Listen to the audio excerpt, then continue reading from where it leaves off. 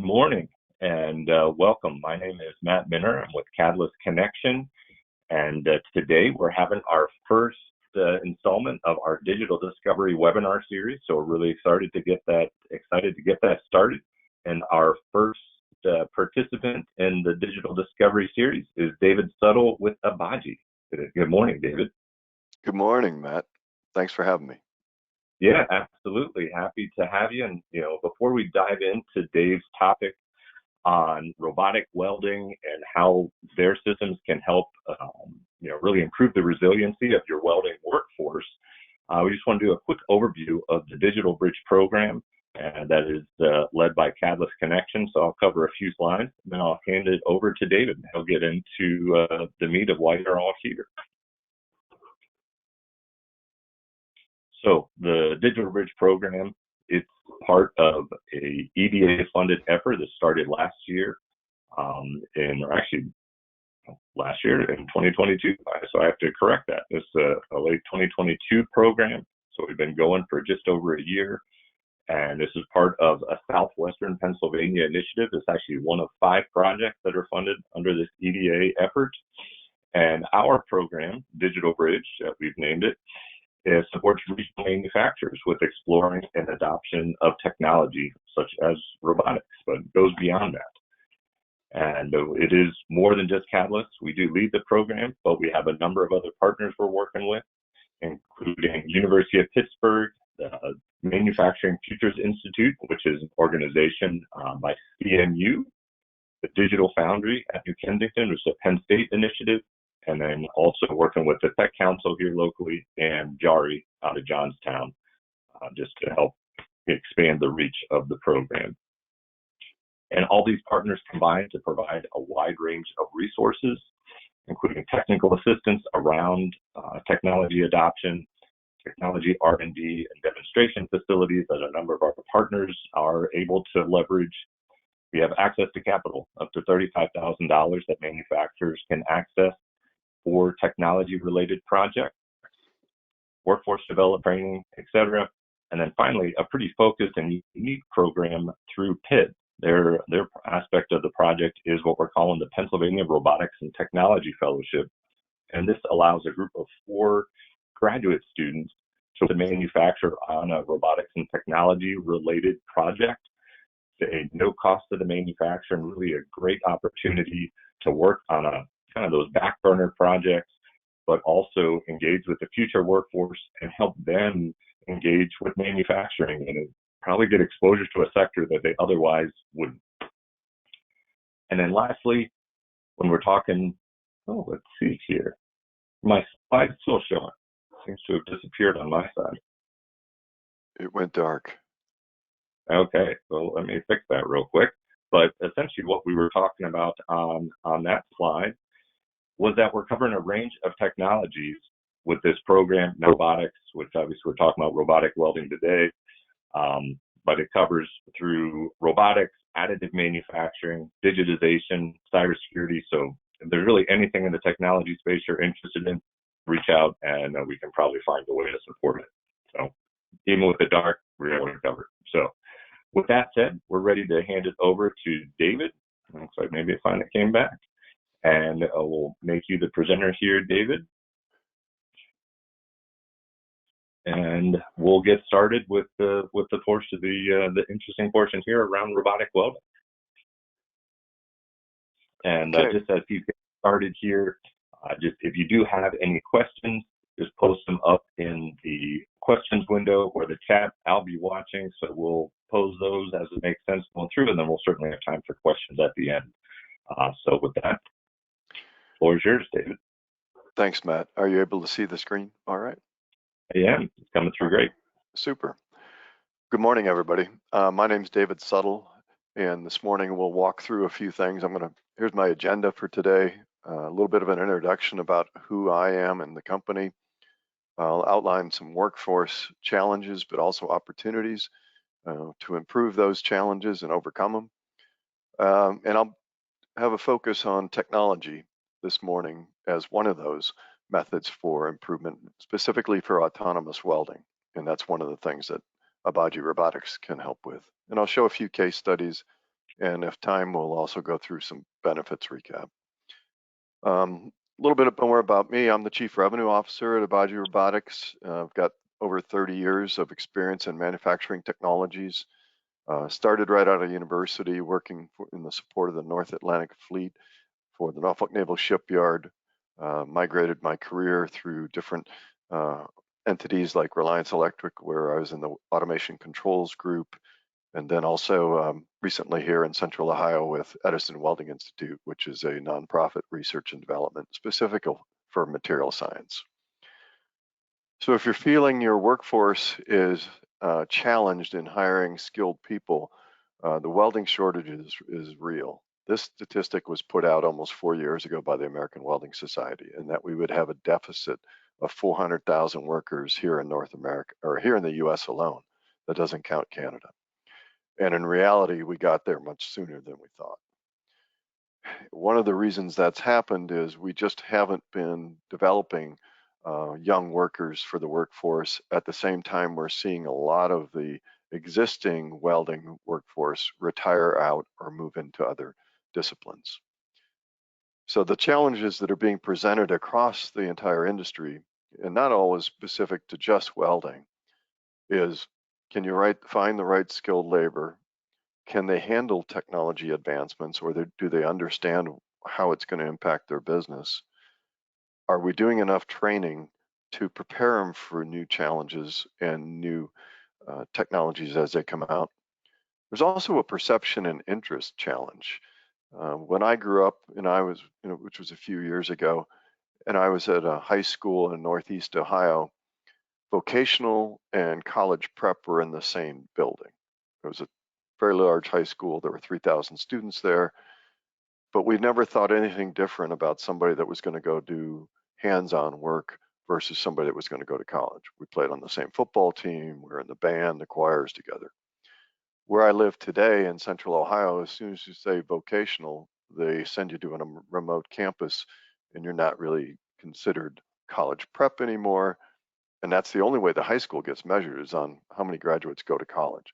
So we've really changed the perception of folks that work with their hands and go into more of a skilled labor. As automation and robotics come onto the industry, that's challenged some people because there's a need for continued training, continued develop to work with it. We're also seeing a lot of competition from a globalization effort. For us to really become effective in overcoming this, we need to really work across both government, education, industries, vocational training to try and build up the introduction of the industry, but also the acceptance of it. I have a friend who's still in the shipbuilding industry who's in the Philly shipyard. He has 200 open welding positions today. He'll never be able to fill that. Sean has worked extensively all up and down the East Coast to understand every vocational opportunity he can connect with, but it's still not enough. It's interesting, if you look at this report from 2011, this was a skills gap report that was published. 82% of the nation's manufacturers have a moderate to serious shortage. That was 13 years ago. We knew this was coming, and we still haven't been able to accommodate it. So what can we do today to fill in some of those short-term gaps? Simplify is one of the first ways to help with. That allows your workforce to expand what they're doing without actually adding headcount. And what do we mean by simplify? A lot of times a manufacturing facility hasn't gone through and looked at their workflow from start to finish for years. They've simply added on new equipment as they go. Taking a time to step back and look at the entire workflow, they might be wasting a lot of time with walking, moving material, things that are what I would call non-essential or non-critical tasks, that could be done in a different way if you step back from it. Evaluating new technologies, and that's what I'm going to focus on today, but also investigate state and local programs. So things like Catalyst can be very helpful. Having an upskill and reskill initiative within your organization to protect the workers that you have and give them a path for improvement over time because anybody that you've got in the workforce today that's critical and important to you and really doing a good job, you want to make sure that they don't find a better opportunity somewhere else. Apprentices, on-the-job training, I mean, all these get talked about, and people try them from time to time, but they don't support them long-term. So can robots help? Can automation? And sometimes when I talk to folks, they say, yeah, I looked at robots 10 years ago or 5 years ago. If you haven't looked in the last 18 months, then you're really not looking at the current applications that are out there. Robots have been used in mass production environments like automotive for decades, but they've been seen as a challenge for non-serial production or more custom shops. But that isn't the case anymore with some of the newer technologies. What you see a lot of times too is the perception of industrial robots has been based on the use of a teach pendant. That's what's on the picture on the left. So online programming was seen as a task that was difficult and a challenge. The way industry tried to accommodate for that was take it offline. But in reality, there's no need to do programming anymore, and I'll show how that might help you. So I mentioned right up front, autonomous robotic welding. What does autonomous robotic welding really mean? Well, let's draw a comparison to self-driving cars. Obviously, Teslas get a lot of notice. If you've seen the Porsche Taycan, it's a really beautiful car and has some self-driving capabilities. And how does welding actually compare to that? So we'll draw that analogy. So there's, as published and studied, there's 5 different levels of automation to consider in any kind of autonomous operation. When we look at driving, at no automation or level 0, that would be my old 67 Mustang that has no power brakes, no power steering, manual transmission, no cruise control. You drive it, you manage it, you do everything yourself. By comparison, robotic welding is very similar to that when you're doing it with a teach pendant. So you're having to work on the cell, work on the part that you want to have welded, put in every precise XYZ coordinate, every precise speed and feed that's going to happen. It's all manually inputted. So the next level up would be level 1, which is referred to as assistance. In a vehicle, that simply is adding like things like cruise control. And cruise control that can start to adapt. That is, get close to a vehicle and be able to moderate the speed and not get too close. From a robotic welding capability, then that means we're adding features such as arc sense, where we're actually understanding what the robot's doing and making some minor changes based on the sense of the voltage through the arc and the amperage.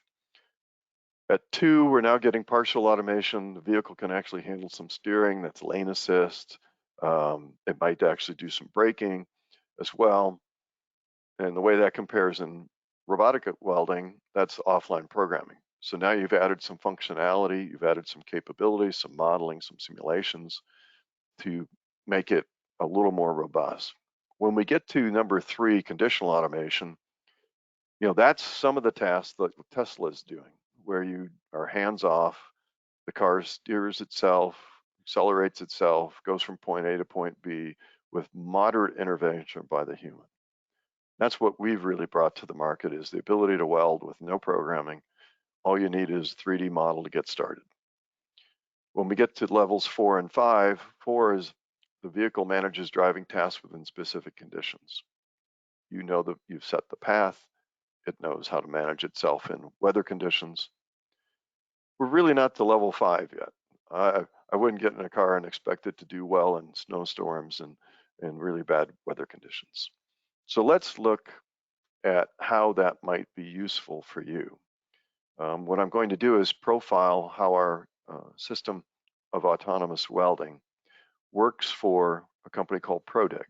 They're based in Elwood, Kansas. They manufacture these augers and the frames and structures necessary to do excavating, specifically a lot of utility work.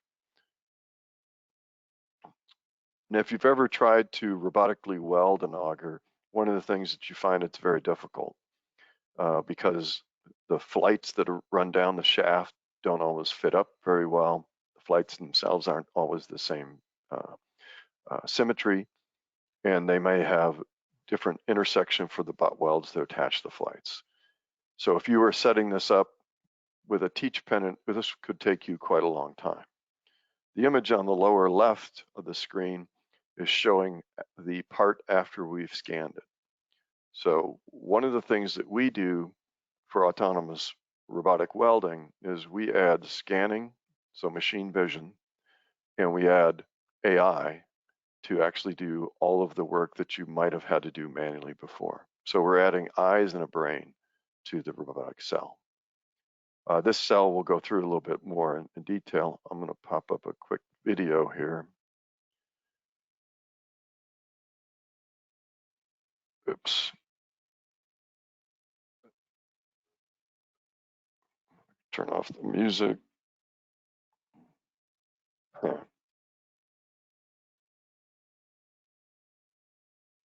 Oh.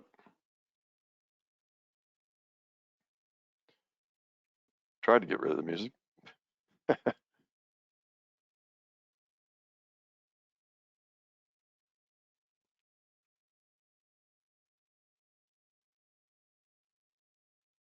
Try again.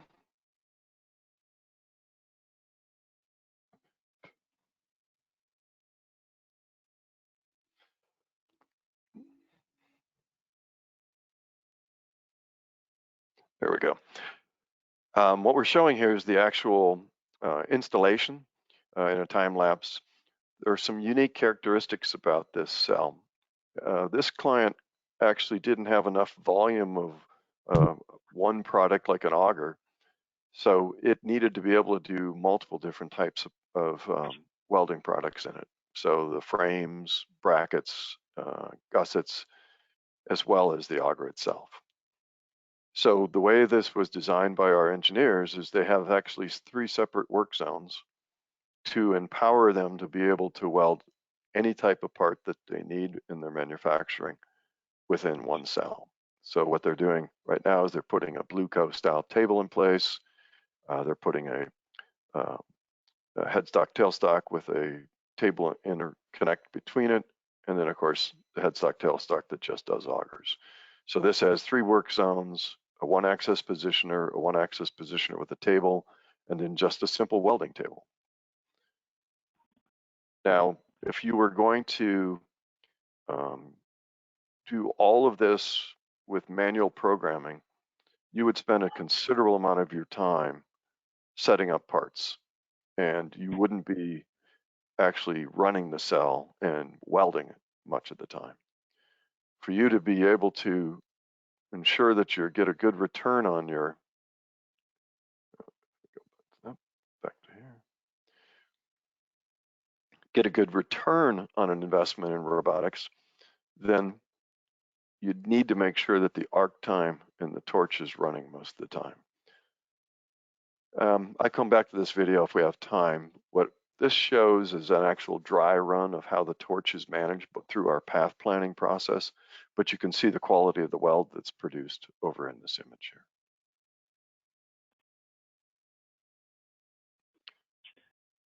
So let's. So there's one question that you continue here, David. With those, that's really unique, seeing that they've got the 3 different cells within that one work area. Do you have any idea of, with that flexibility they have, like how many, like initially and maybe currently, how many different parts they've been able to weld there? 22. Wow. So, and That's after awesome. that, they just don't have very many others. They build in almost their entire product line with about 22 different models. So, Gotcha. Good question. Great question. So what you're seeing here is actually our software interface. So again, I mentioned all it takes is a 3D model, a step file of what the part is. Once you've loaded in the model into the software, you would go ahead and click on each individual seam that you wish to weld. Those are all represented on the left-hand column. Each seam's uniquely identified. The seam that goes all the way down the shaft for each of the flights is actually broken into 2 seams for heat management, so you avoid any kind of defects being introduced from too much heat. Each seam can have its own unique weld parameters, which show up on the right-hand side. The order they're listed is the sequence we would follow. So let's talk a little bit about some of the benefits here. As Matt, you already talked about it, unlimited product options, because once you build a template with the 3D model that's imported, and that's really just point and click to weld, then it's stored in the library and you can call that part up at any time. What you're seeing here is just different varieties of these. They have different flight numbers and so forth. The complexity of the product is not a limitation anymore, because there's several things that when you do robotic welding that cause you to take a lot of time. When you set it up, you have to put it into the cell and know exactly where the 0 point is, the starting point for everything. Because we scan this, we understand where the part is globally and where every seam is, and we actually build a path plan specific to the seam. So the model is perfect, the parts are not when they're fit up. When we see the deviations between that, then we're able to accommodate it. So like these flights have, you know, a interconnecting butt weld that is attaching each of the flights to themselves, as well as the fillet weld that attaches it down the shaft. So to set up a new part with our system, and here's a very complex, this had, I think it was about 16 seams to be put into the template. Took about 3 minutes, 3 to 4 minutes on our system. If you're doing it manually with a teach pen, it would probably take you 2.5 to 3 hours if you were a good robotic programmer. We talked a little bit about this earlier, 3 work zones in 1 cell. A lot of times in robotics in the past, you would have picked a product or a product family and designed the cell to be just doing that, because it was so hard to plan how you're going to hold different parts or plan how you're going to present different parts, and then what type of additional work would be required for the teach pen program. So each one of these cells show up as just another zone, or each one of these different work zones show up as a different part of the cell, and the software picks based on which you would select for the part. Talked a little bit about this before. When you're loading a part into a robotic cell, typically you have to do it within 1/16th accuracy. That is, it has to be precisely presented to a 0 point. And that's how the robot knows where to find the first part of the part. Again, because we scan a part, we know where it is in space, we know where the seams are, we compare the seams to the model, we know what deviations need to be planned. Your parts don't need to be perfectly fit up. We can accommodate for any moderate deviations, and then it doesn't need to be in an exact 0 position as well. So because the robot is doing it versus manual welding, now you're going to have very uniform continuous welds. So if you wanted, you could do this entire length of the seam down the shaft with never stopping, because now we're doing controlled coordinated motion between the positioner and the robot, and yet you never told us an XYZ coordinate or anything else. So now you're going to have fewer start stops, you'll have fewer things to fix or touch up afterward. So weld quality is improved. A lot of today's welding equipment has some really powerful capabilities integrated into the software. So you're allowed to make changes as you're welding to the actual weld parameters based on where on the part you're welding, or the inside corner, outside corner. The software can make these changes for you, versus if you were doing it from a human perspective, you'd have to stop, readjust the equipment, and go back and weld that section next. So one of the things that is, I showed the interface earlier, it's almost like a video game at some aspects. You load the model in, you manipulate the model, you click on the seams you want to weld, and at that point, you're ready to go. When we say point-click weld, it can be that easy. So the operator interface is even simpler because now they just go and pull down a part template, and you can name it according to your part numbers or part names, and they then load the part in the cell. They hit the template go button, and it finds the part and it welds it. If you're doing it manually with a teach pennant for the robot, the operator has to look at the seams and determine, are all the seams fit up well, or do I need to make a little bit of change in the path plan to accommodate for it? So it's very good for high mix production. So excavator buckets, they come in a variety of version sizes and have been really good use. Agriculture has also jumped on board, and this is the floor of TMR mixers. If you're familiar with these, there's a lot of different variation sizes, shapes, also number of augers that go into these for the spreading application. So with a tight arrangement of plates and ribs that are shown on this left side, you can group the welds according to the sequence that you want to follow very easy. As I showed on that left-hand side, which is down here at the bottom in this area here, this sequence can be grouped so that they're all going to weld together, and if they're right adjacent to each other, then they won't stop at all. It'll be one continuous weld. Things that folks have traditionally had a hard time setting up, like a butt weld, because there might not be a real consistent seam here because of the way the metal was formed or bent. This is actually a client part. This is a rotor that's used in more dry material handling. Sometimes these blades are not always at the same exact angle. Those things, again, because we know what the part actually is, how it's assembled and the geometry on it, we don't have any issues with those minor deviations.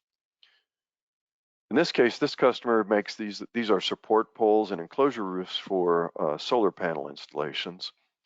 And they need to be able to make these and change back and forth, so they're making an order, and they do just in time. So they might be doing 4 enclosure roofs and 10 support poles for one order. The changeover between them is very, very simple. Multi-pass welds, it's just another click on the software to tell it how many passes you want to go on an individual seam. These are an old style weld called not a butt weld, I'm blanking on the term. Anyway, it's used in railroad, but these slots are hand cut with plasma, so they're not consistent. One's a little wider, one's a little narrower, one's a little longer. And what happens here with these, because we scan it, we know how to fill it. You don't have to take any other considerations. Doesn't matter what your material is too, and whether you're doing steel, high complex strength steels or aluminum. And in this case, if you want to use or have it delivered this kind of stacking dimes approach, that's part of the setup. If you want to do more of a smooth fill, you can do that as well. So what have clients experienced when they look at the ROI, the business aspects of it? Well, that large cell at the top of here, both of those cells are for the same customer. They make bridge components, bridge spans, girders, beams. The ROI on each of those, one of them was less than a year. It runs 3 shifts. The other was less than 2 years. And one of the things to look at, the manual welders typically had only a 15% arc time. A dual robot system that's shown in the upper right image has a 70% arc time. So you see a very, very quick payback on that type of application. Other benefits are you typically will see post-weld process requirements like grinding reduced, and also consumables will be reduced. We also perform kind of a QC function in that if the model has a part represented in it and the operator forgot to attach it or tack it or fixture it in place, then we're going to see that it's missing and there's no seam there for us to weld. We're going to notice and give the operator a chance to fix that. So if you're interested in a cost-effective way to extend your workforce, a lot of folks that we work with that will put a cell in, and if you already have a robot cell, our system can be retrofit to it to get more out of it. But what ends up happening is they're moving those skilled laborers that they have to other critical positions in their manufacturing plants. So, you know, if you're getting your first robot or you've got an existing robot, there's an opportunity to operate it more effectively and for your workforce. Turn it back to you, Matt. Yeah. All right. Well, thank you, David. That was great. So, again, if you have any questions, just post them in the chat or the questions tab there on the right-hand side of your screen. We do have, there's a couple, and you mentioned one where it has kind of that QC element. So if they completely forgot a part, it will notice, hey, this, I'm not identifying the seam. How about in those cases, you mentioned it can allow for deviation. So obviously, if no seams are perfect, it's going to be able to adjust and correct. Let's say they have some, hey, the maximum weld gap or the seam gap here is a certain amount. They don't want more than that. Are you able to set the system, hey, if deviation exceeds X, to put some sort of notification? Yeah, that's a usable, or excuse me, a user settable option, is to tell us what are the tolerances that you're accepting for not only your seams, but also like the size of your weld beads and so forth.